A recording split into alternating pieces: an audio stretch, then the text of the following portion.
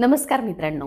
बोलतो बोली मराठी या मालिकेच्या आजच्या भागात कोणती बोलीभाषा आपल्या भेटीला येणार आहे ते बघूयात. मराठी म्हणजे केवळ भाषा नव्हे, तर अनेक बोलीभाषांच्या सुगंधांनी नटलेला तो एक विशाल दालन आहे. आणि या दालनातील तिसरा रत्नमणी म्हणजे वऱ्हाडी. वऱ्हाड सोन्याची कुऱ्हाड अशी एक म्हण प्रचलित आहे. कदाचित या भागात राहत असलेल्या सोन्यासारख्या लोकांमुळेच ही म्हण प्रचलित झालेली असावी. विदर्भ अर्थात अकोला, अमरावती, नागपूर, यवतमाळ आणि वाशिम या जिल्ह्यांमध्ये ही वऱ्हाडी भाषा अतिशय रसाळपणे आणि सुखाने नांदते.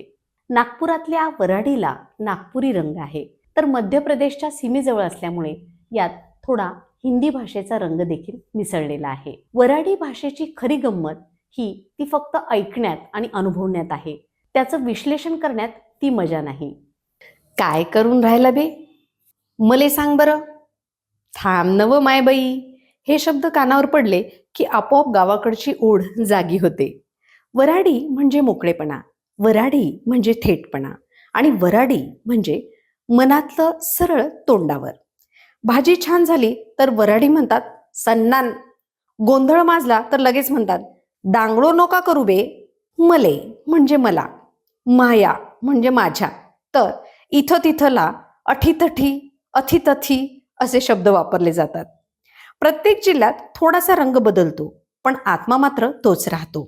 वऱ्हाडीचं शब्द भांडार म्हणजे जणू खजिनाच. तितंबा म्हणजे गोंधळ, भोंड म्हणजे भोवळ, मयमय म्हणजे मळमळ, वांधा म्हणजे अडचण, टापोटाप म्हणजे नीटनेटका, आपलमत्या म्हणजे आपोआप. हे शब्द फक्त अर्थ सांगत नाहीत, तर ते भावही व्यक्त करतात.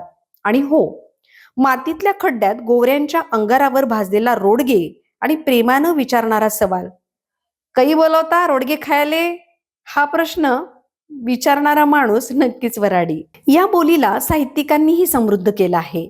सदानंद देशमुख, विठ्ठल वाघ यासारख्या साहित्यिकांनी वऱ्हाडी शब्दांना अक्षर रूप दिलं, तर सत्यपाल महाराज, भारत गणेशपुरे, दिलीप देशपांडे यासारख्या कलाकारांनी रंगमंचावरून घराघरात पोहोचवली. मित्रांनो, नवीन पिढी आता जास्तीत जास्त प्रमाणात शहरात येत आहे, त्यामुळे या बोलीभाषेपासून ती आपसुकच दूर जात आहे.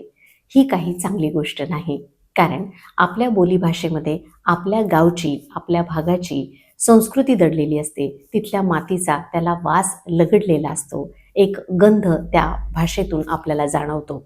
म्हणूनच मराठी भाषा दिनानिमित्त आपण जसं प्रमाण मराठीचा विचार करतोय, त्याचबरोबर आपण या बोलीभाषांचा देखील विचार करायला हवा.